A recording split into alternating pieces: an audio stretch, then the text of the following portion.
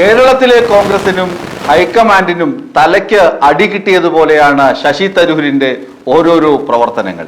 ശശി തരൂര് കോൺഗ്രസിലാണോ മോദി പക്ഷം ചേർന്ന് BJP-യിലാണോ എന്ന് വ്യക്തത പറയാൻ ഇതുവരെ കോൺഗ്രസിന് കഴിയുന്നുമില്ല. തരൂരിന്റെ ഏറ്റവും ഒടുവിലത്തെ നീക്കങ്ങൾ കണ്ടുകഴിഞ്ഞാൽ തരൂര് BJP-യിൽ ചേർന്നു എന്ന് തന്നെ പൊതുജനത്തിന് തോന്നുകയും ചെയ്യും. തരൂര് കഴിഞ്ഞ ദിവസം കേരളത്തിലെ ഒരു മാധ്യമത്തിന് നൽകിയ അഭിമുഖത്തിലൂടെ വ്യക്തമാകുന്നത് തരൂര് BJP-യിൽ ഒരിക്കലും ചേരുകയില്ല എന്നാണ്. BJP-യിൽ ചേർന്നില്ല എന്നതുകൊണ്ട് മാത്രം തരൂര് BJP-ക്കാരൻ ആകുന്നില്ല എന്ന് അർത്ഥമില്ല. തരൂരിനോട് മോദി നേരിട്ട് ചില കാര്യങ്ങൾ സംസാരിച്ചു എന്നാണ് പുറത്തു വരുന്ന വിവരങ്ങൾ. മോദി പറഞ്ഞത് തരൂരിനെ നയതന്ത്ര പ്രധാനപ്പെട്ട ഒരു സ്ഥാനത്ത് നിയമിക്കാൻ സർക്കാർ തീരുമാനിച്ചിട്ടുണ്ട്. അതിന് രാഷ്ട്രീയം ഒരു തടസ്സമല്ല. കാരണം തരൂരിന്റെ കഴിവുകൾ രാജ്യത്തിന് ആവശ്യമാണ്. തരൂരിന്റെ കഴിവുകൾ പ്രത്യേകിച്ച് നയതന്ത്ര രംഗത്ത് തരൂരിനുള്ള വിദേശ രാജ്യങ്ങളുമായുള്ള ബന്ധം ഇപ്പോൾ ഇന്ത്യക്ക് അത്യാവശ്യമാണ്. അത് വിനിയോഗിച്ചേ മതിയാകൂ എന്നാണ് മോദിജി തരൂരിനോട് ആവശ്യപ്പെട്ടിരിക്കുന്നത്. ഇത്തരമൊരു സാഹചര്യത്തിൽ രാജ്യം തന്റെ സേവനം ആവശ്യപ്പെടുകയാണെങ്കിൽ രാഷ്ട്രീയം മാറ്റിവെച്ച് രാജ്യത്തിന് വേണ്ടി നിൽക്കുകയാണ് തന്റെ കടമ. ആദ്യ ദൗത്യം രാജ്യത്തിന് വേണ്ടി നിൽക്കുകയാണ് തന്റെ കടമ. രണ്ടാമത് മാത്രമാണ് തന്റെ രാഷ്ട്രീയമെന്ന് തരൂര് വ്യക്തമാക്കുമ്പോഴാണ് ഞാൻ ആദ്യം സൂചിപ്പിച്ച കേരളത്തിലെ കോൺഗ്രസ് നേതാക്കൾക്കും ഹൈക്കമാൻഡിനും, അതായത് KC വേണുഗോപാലിനും രാഹുൽ ഗാന്ധിക്കുമൊക്കെ തലക്കിട്ട് അടി കൊടുക്കുന്നത് പോലെയാണ് തരൂരിന്റെ പ്രവർത്തനങ്ങൾ എന്ന് പറയുന്നത്. തരൂരിനെ വെട്ടിമാറ്റാൻ KC വേണുഗോപാലാണ് ഏറ്റവും മുൻപന്തിയിൽ നിൽക്കുന്നത് എന്ന് പകൽ പോലെ വ്യക്തമാണ്. ആ ഉന്നതതല സംഘത്തിൽ, അതായത് വിദേശ രാജ്യങ്ങളിൽ പര്യടനത്തിന് പോകുന്ന നമ്മുടെ ഓപ്പറേഷൻ സിന്ദൂറിനെ കുറിച്ച് അഭിമാന പുരസ്സരം വിദേശ രാജ്യങ്ങളിൽ പോയി വിശദീകരിക്കാൻ പോകുന്ന സംഘത്തിൽ തരൂരിന്റെ പേര് ഉൾപ്പെടുത്തരുത്. തരൂരിന്റെ പേര് ഉൾപ്പെടുത്തി കഴിഞ്ഞാൽ കേരളത്തിൽ തരൂരിനുള്ള മാർക്കറ്റ് കൂടും. മുഖ്യമന്ത്രി പദത്തിലേക്ക് തരൂരിനെ കൊണ്ടുവരണമെന്ന് കേരളത്തിലെ ജനങ്ങൾ മുറവിളി കൂട്ടും. അതുകൊണ്ട് അത് പാടില്ല എന്ന് രാഹുൽ ഗാന്ധിയെയും ഹൈക്കമാൻഡിനെയും ഉപദേശിച്ചത് KC വേണുഗോപാലാണെന്ന് കേരളത്തിലെ ജനങ്ങൾക്ക് മാത്രമല്ല UDF-ലെ ഘടകകക്ഷിയായ RSPയുടെ സംസ്ഥാന കമ്മിറ്റി അംഗങ്ങൾക്ക് വരെ അറിയാം. അവര് സോഷ്യൽ മീഡിയയിലൊക്കെ അത് എഴുതുകയും ചെയ്തിരുന്നു. KC വേണുഗോപാലിന്റെ കുരുട്ടുബുദ്ധിയാണ് രാഹുൽ ഗാന്ധിയെ വരെ പലപ്പോഴും കൊണ്ട് അബദ്ധത്തിൽ ചാടിക്കുന്നത്. രാഹുൽ ഗാന്ധി കൊടുത്ത ലിസ്റ്റ് എന്താണ്? ഏതെങ്കിലും പോഴന്മാരായ കുറെ 4 പേരുടെ ലിസ്റ്റ് കൊടുത്തു. ഒരു മനുഷ്യന് അറിയാത്ത ആനന്ദ് ശർമ്മയെ പോലുള്ള ആളുകളുടെ ലിസ്റ്റാണ് കൊടുത്തത്. അതേ അവസരം ശശി തരൂർ കൊടുത്തതോ മനീഷ് തിവാരിയെ പോലുള്ള ഗംഭീര കക്ഷികളുടെ ലിസ്റ്റാണ് കൊടുത്തത്. കേന്ദ്ര സർക്കാർ അംഗീകരിച്ചതും ശശി തരൂർ പറഞ്ഞ ആളുകളുടെ പേരുകളാണ്.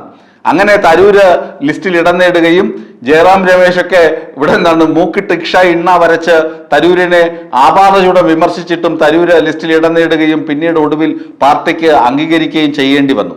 KC വേണുഗോപാലാണ് ഈ പ്രശ്നങ്ങളൊക്കെ ഉണ്ടാക്കുന്നത്. കാരണം അയാൾക്ക് കേരളത്തിലെ മുഖ്യമന്ത്രി കസേര വേണം. VD സതീശനെ അതുകൊണ്ട് പിടിച്ചു വച്ചിരിക്കുകയാണ് KC വേണുഗോപാൽ. VD സതീശൻ പറഞ്ഞ എന്താണ്?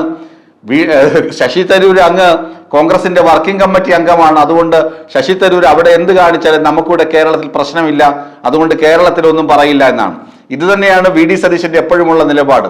തൃണമൂൽ കോൺഗ്രസിന്റെ നേതാവായ PV അൻവർ മുന്നണിയിൽ പ്രവേശിക്കാമെന്നപ്പോൾ ഇത് തന്നെയാണ് പറഞ്ഞത്. വാതിൽ തുറന്നിട്ടുമില്ല, അടച്ചിട്ടുമില്ല. ഇയാൾക്കൊരു നിലപാടില്ല.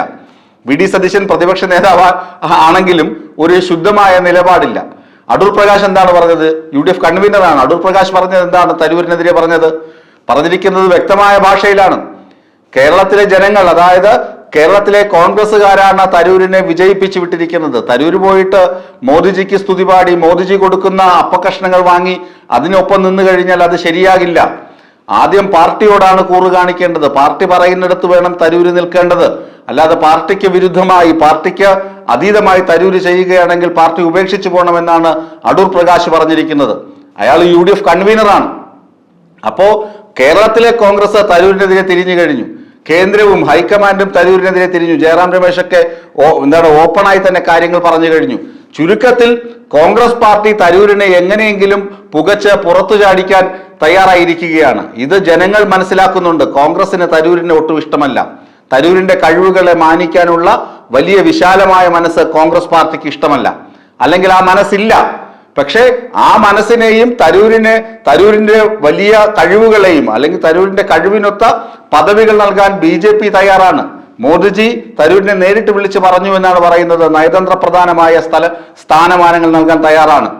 അദ്ദേഹം MP സ്ഥാനം രാജിവെക്കേണ്ടി വരില്ല. കാരണം ഓണററി പദവി നൽകുകയാണെങ്കിൽ MP സ്ഥാനം രാജിവെക്കേണ്ടി വരില്ല. പിന്നെ കൂറുമാറ്റ നിയമങ്ങൾ ബാധകമാകില്ല. അങ്ങനെയുള്ള പദവിയാണ് അദ്ദേഹത്തിന് ലഭിക്കാൻ പോകുന്നത് എന്നാണ് പുറത്തു വരുന്ന വാർത്തകൾ. ഇത് തരൂർ ഇതുവരെ പുറത്തു പറഞ്ഞിട്ടില്ല.